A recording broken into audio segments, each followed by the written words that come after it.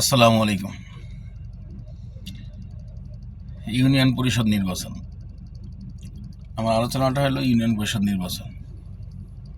আমার এই এতটুকু বয়সে আমি যা দেখছি সেই বাস্তব অভিজ্ঞতা থেকে কিছু শেয়ার করতে চাইছিলাম, তা আমি শেয়ার করলাম।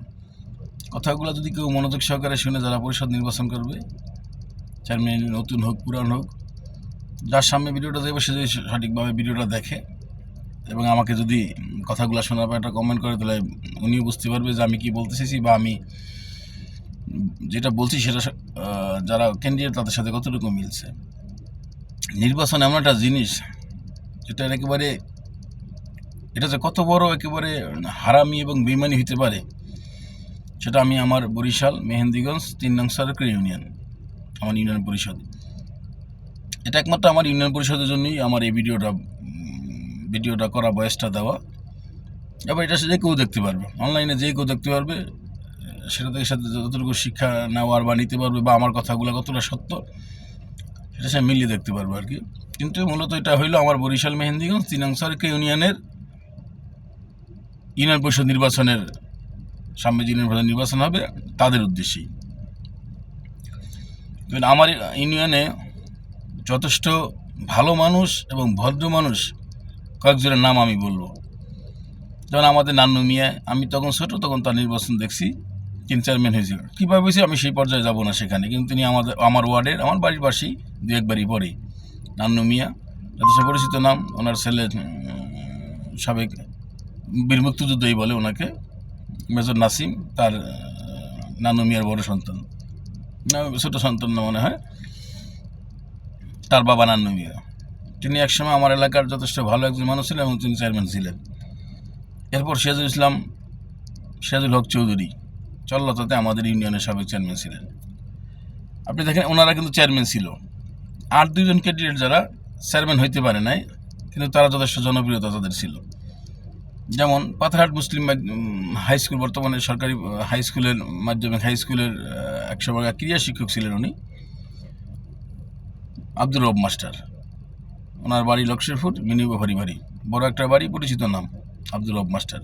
ওনার যথেষ্ট পরিচিত ছিল, একজন টিচার। ওনার হাতে করে হাজার হাজার আমার এলাকার বা আমার ইউনিয়নের অনেক ছাত্র ছিল। একটা সময় সেই ছাত্রের কাছে তিনি হার মানতে হয়েছে ইউনিয়ন পরিষদের।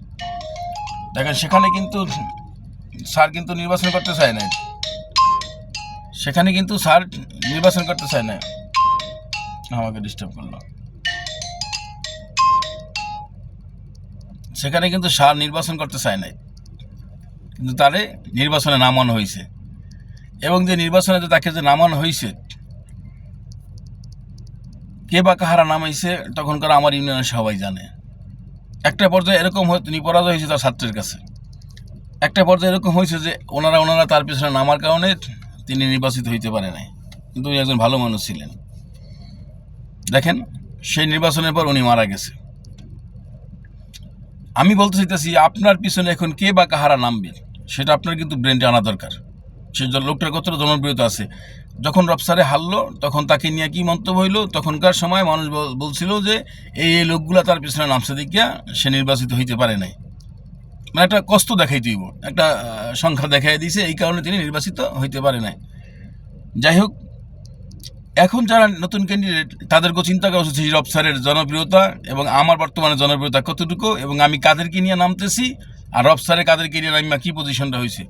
আপনি নাম্বার 1 রব স্যার, এবং আমার এলাকার, আমার বাড়ির সামনে দাতুর মিয়া বাড়ি, চৌধুরী বাড়ি, বিশাল বাড়ি, পরিচিত। বাড়ির দরজা স্কুল, মাদ্রাসা, মসজিদ সব কিছু আছে। ওই বাড়ির দরজা ওনাদের মিয়া বাড়ি, স্কুলের পিছনে আমার বাড়ি। ওখানে মিলন মিয়া ছিল। শুধু মিলন মিয়ার বিষয়ে যদি কোনো কথা বলতে যাই আমি, তাহলেও এটা আমার এলাকার সবার কাছে জনপ্রিয় মিলন মিয়া। উনি আমার এলাকাতে যুব সমাজকে নিয়ে এমন সুন্দর একটা মানে আয়োজন করছিল। উনি যে কটা দিন আমাদের স্কুলের ক্রীড়া অনুষ্ঠানে যায়, মানে সৌন্দর্য যিনি তৈরি করতে পারছেন আর কেউ করতে পারে না। দাঁতপুর স্কুলের খেলায় উনি প্রথম সান্ত্বনা পুরস্কার করে। একটা ছাত্র বাদ যাবে না কোনো প্রাইজ থেকে। কোনো ছাত্র যদি প্রতিযোগিতা হারে, ফার্স্ট সেকেন্ড থার্ডে পর তো সবই হার, তাদেরকেও সে পুরস্কৃত করছে, মেধা তালিকাদেরকেও পুরস্কৃত করছে। এত সুন্দরভাবে তার সময় আমার মনে পড়ে 2বার বা 3বার মাঠটা এমন সুন্দরভাবে আমরা সাজাইছিলাম। সেই মিলন মিয়াও চেয়ারম্যান নির্বাচন করার পর করছে এবং হারছে, তিনি মারা গেছে। এটা আমার ইউনিয়ন, আমি এই জন্যই আমার ভয়েসগুলো দেওয়া। সেটা থেকেও যারা নতুন এখন তাদেরকে শিক্ষা নেওয়া দরকার, বা এটা তাদেরকে জানা দরকার। মিলন মিয়ার পরিস্থিতি কিন্তু কম ছিল না, এখানে একটা পার্থক্য ছিল। তখন দল ছিল, হয়তো আমরা একটা গ্রুপ মিলন মিয়ার বিপক্ষে ছিল, তিনি তার এলাকাকেই মানে ঠিকভাবে তখন করতে পারেন নাই, তার এলাকাকে ঠিকভাবে তখন তৈরি করতে পারে নাই। মিলন মিয়া তার এলাকাকে ঠিকভাবে তখন তৈরি করতে পারে নাই, সবাইকে সমতা আনতে পারে নাই। তিনি হারার পরও একই প্রশ্ন হয়েছে, তখন আলোচনা হয়েছে যে এদের থাকার কারণে তিনি নির্বাচিত হইতে পারে নাই। তাহলে মিলন মিয়া আমার এলাকায় এত পরিচিত ছিল, একজন ভালো মানুষ ছিল। উনি এলাকার যুব সমাজকে নিয়ে একসময় এই মানে শিকারি, উনি যথেষ্ট শিকারি পাগল ছিলেন, শিকার করত। উনি একবার ভয়াবহ অ্যাক্সিডেন্ট হয়েছে, ডাকাতে কবলে পড়ে উনি কোপ খাইছে, পানিতে পড়িয়া গেছে, মানে সে একটা বড় বিশাল কাহিনী। এবং উনি একজন সিভিল সার্জন ছিলেন, ওনার লাইসেন্স করা বন্দুক ছিল, সেই বন্দুক ডাকাতটা বাবুগঞ্জ থেকে নিয়ে গেছে এবং তখন আবার ওইটা ফেরতও দিয়ে গেছে, কারণ ওনার লাইসেন্স ছিল। থানায় মামলা করার কারণে ওইটা আবার আত্মগ্রহণ করে দিয়েও দিতে ডাকাতদের। সেই মিলন মিয়া নির্বাচনে হারছে আমার এলাকা, আমার বাড়ির সামনে মিয়া বাড়ি। সেই এলাকা মানে নির্বাচনে মিলন মিয়া হারছে, এরপর উনি মারা গেছেন।